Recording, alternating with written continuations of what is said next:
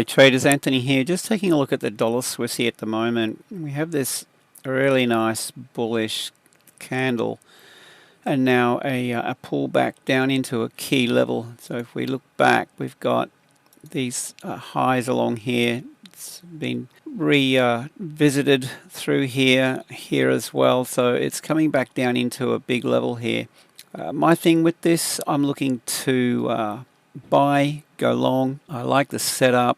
Targets, or we can have a look at, well, we want to keep an eye on these levels through here and through here, and under here we have what do we got?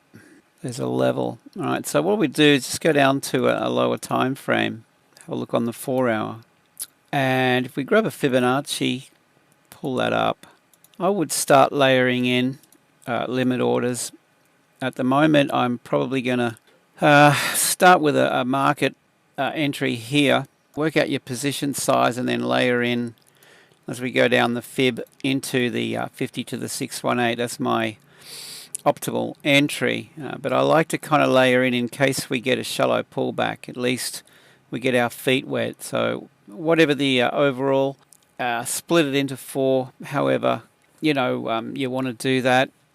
And yeah, I mean, I think this is an opportunity given the momentum we've got here and this nice pullback down into, well, we've got these levels, so we're testing this support level here at the moment.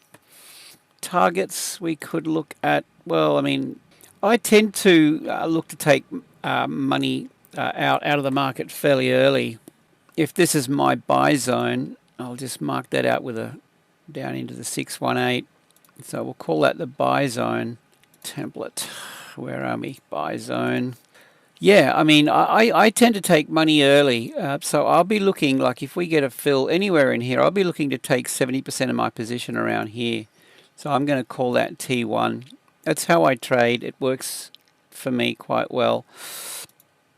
And then I tend to leave 30% in, pull my stop loss up to break even or better.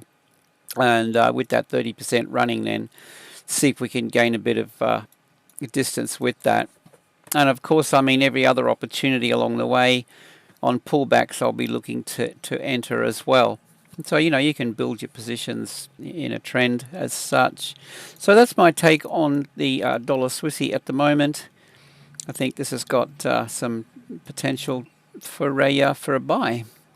And guys, check the links in the under the video in the description, and check out my YouTube channel. And with that, have a great day. See you in the next one.